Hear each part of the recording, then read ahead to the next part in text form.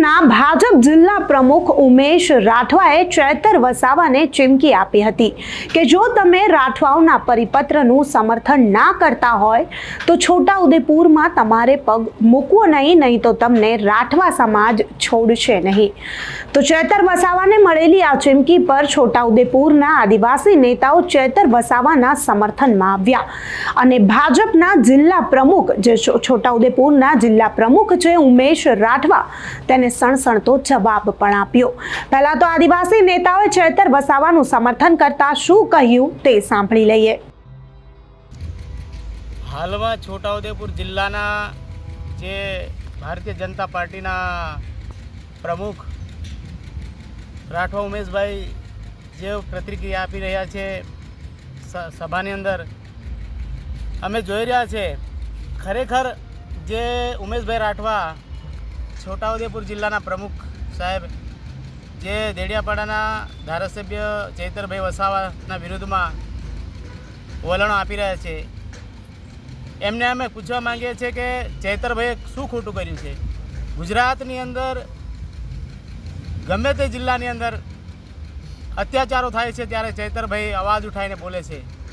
બેન દીકરીને અત્યાચાર થતો હોય ત્યારે પણ ચૈતરભાઈ ખુલ્લેઆમ આવીને સમાજને વચ્ચે આવીને બોલે છે। આજે છોટાઉદેપુર જેવા અનેક જિલ્લાઓમાં જ્યાં જરૂર પડે છે ત્યાં ચૈતરભાઈ જ્યાં અન્યાય થતો હોય ત્યાં ચૈતરભાઈ બોલે છે। આજે તમે જુઓ છો, તમે આજે સમાજના નેતા છે, તમે પણ આપણે સમાજના રાઠવા સમાજના નેતા છો। એ કંઈ બહારથી આવેલા આવું બોલ્યા એટલે કંઈ વિદેશથી કે અમેરિકાથી કે આફ્રિકાથી આવેલા નથી। આદિવાસી આ દેશના નાગરિક છે, મૂળ વાસી છે આપણા દેશના, એ આદિવાસી છે આપણા દેશના, આ મૂળ નિવાસી વ્યક્તિ છે। તમે બહારથી આવેલાના શબ્દો ઉપયોગ કરો છો ને લોકોને ગુંગરા કરવાના વાતો કરો છો। તો આ ચૈતરભાઈ જ્યારે ગુજરાતની અંદર ગમે ત્યાં અન્યાય થાય ત્યાં ઉભા છે અને એનો નિકાલ લાવે છે। આજે તુરખેડા જેવી મેટરની અંદર ચૈતરભાઈ બોલ્યા છે અને ત્યાં બેન આજે પ્રસ્તુતાને મરણ થયું ત્યારે ચૈતરભાઈ ખુલ્લેઆમ જઈને બોલ્યા છે ત્યાં વિકાસ નથી, ત્યાં રોડ રસ્તાને વિકાસ નથી, ત્યાં ચૈતરભાઈ ખુલ્લેઆમ પ્રજાના વચ્ચે જઈને બોલ્યા છે। ત્યારે સરકારમાં એનો અવાજ ઉઠાવ્યો, ત્યારે સરકારમાં રજૂઆત કરી, ત્યારે આજે રોડ રસ્તા માટે લાખો કરોડ રૂપિયા ગ્રાન્ટ ફળવાઈ। આજે વિધાનસભાની અંદર અનેક આ ગુજરાતના મુદ્દાઓ સાથે ચૈતરભાઈ બોલે છે। અત્યારે ચૈતરભાઈ આદિવાસી સમાજના નેતા છે, તમે પણ અમારા આદિવાસી સમાજના નેતા છે, એટલે અમે ખાસ આપને સૂચના કરીએ છીએ કે તમે અમારા આદિવાસી લોકોને ગુંગરા કરવાનું કામ નહીં કરશો। જે તમે કેમ નથી બોલતા, તમારે બી બોલવું જોઈએ ને। આ જે વ્યક્તિ બોલે છે તેને તમે અવાજ દબાવવાની વાત કરો છો, એટલે અમે અમને કહેવા માંગીએ છીએ કે તમે વિચારીને શબ્દોનો ઉપયોગ કરો।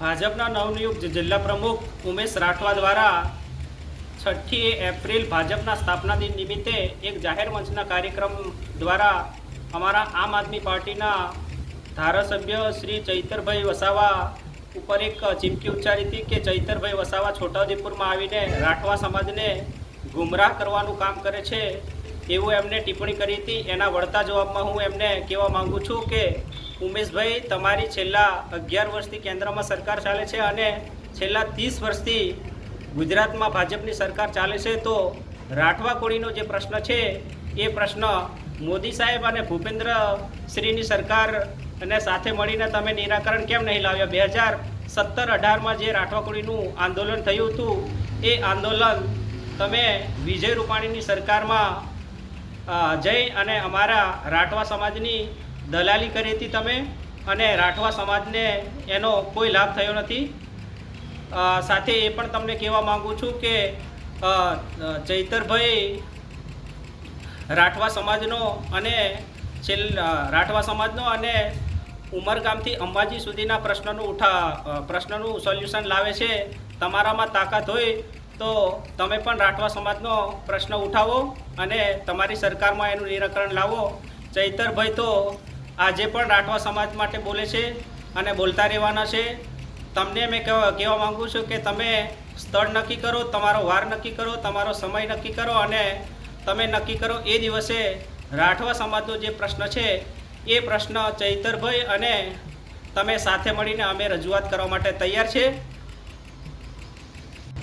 અમારા ધારાસભ્ય આમ આદમી પાર્ટીના ચૈતરભાઈ વસાવા જાહેર મંચથી વારંવાર કહી ચૂક્યા છે કે અમને જો અમારા આદિવાસી સમાજ સામે અવાજ ઉઠાવતા અમારી પાર્ટી રોકશે તો અમે અમારા પાર્ટીના પાટિયા પણ ઉતારીને મૂકી દઈશું એવું ચૈતરભાઈ કીધું છે, કેમ કે એ રાઠવા સમાજ અને આદિવાસી સમાજના પ્રશ્નો ઉઠાવે છે. જો ઉમેશભાઈ તમને પણ એવું લાગતું હોય કે અમે રાઠવા સમાજ અને આદિવાસી સમાજ માટે કામ કરીએ છીએ તો તમે એવું કંઈ બતાવો કે અમારી પાર્ટી ભાજપ સરકાર જો રાઠવા કોળીનો પ્રશ્ન નહીં સોલ્યુશન લાવે તો અમારી ભાજપની પાર્ટીના પાટિયા ઉતારીને મૂકી દઈશું એવું તમે સ્ટેટમેન્ટ આપો તો હું જાણું કે તમે ભાજપના સક્રિય કાર્યકર્તા જિલ્લા પ્રમુખ છો. અને સાથે એ પણ કહેવા માગું છું કે તમારી ભાજપની સરકાર છે, 30 વર્ષથી ગુજરાતમાં ચાલે છે, તો આપણા સિવિલ હોસ્પિટલ છોટાઉદેપુરમાં એક્સરેનું મશીન નહીં, સોનોગ્રાફીનું મશીન નહીં, સિટી સ્કેનનું મશીન નહીં, અહીંયાના દર્દીઓ આશીર્વાદ હોસ્પિટલમાં આપણે વડોદરા રેફર કરવામાં આવે છે. તો તમારા છેલ્લા 30 વર્ષથી સરકાર છે તો અહીંયાના દર્દીઓને કેમ આટલી સુવિધા પૂરી પાડવામાં નહીં આવતી?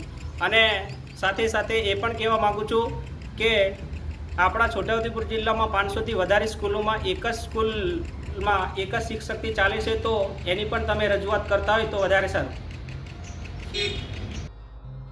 તો ચેતર વસાવાને આપણે ન માત્ર તેમના મત વિસ્તાર ડેડિયાપાડા પરંતુ ત્યાંના ભરૂચ જિલ્લામાં પણ એટલા જ એક્ટિવ જોયા છે. અને ચેતર વસાવા જો કોઈ પણ સમસ્યા સર્જાય તો છોટાઉદેપુર પણ આદિવાસીઓની મદદે અવારનવાર પહોંચતા હોય છે. તેવામાં જ ચેતર વસાવાને છોટાઉદેપુરમાં પગ મૂકવા પર ચીમકી મળી અને ચેતર વસાવાના સમર્થનમાં છોટાઉદેપુરના આદિવાસી નેતાઓ છે તે પણ આવ્યા. તમારું શું માનવું છે? ચેતર વસાવાને જે ચીમકી મળી અને તેમના સમર્થનમાં જ આદિવાસી નેતાઓ આવ્યા અને જે ઉમેશ મકવાણા પર સણસણતા આક્ષેપો કર્યા તેને લઈને તમે શું માનો છો? અમને કમેન્ટ કરી ચોક્કસથી જણાવજો તથા અમારી ચેનલ નિર્ભય ન્યૂઝને લાઇક, શેર અને સબસ્ક્રાઇબ કરવાનું ભૂલશો નહીં. આભાર.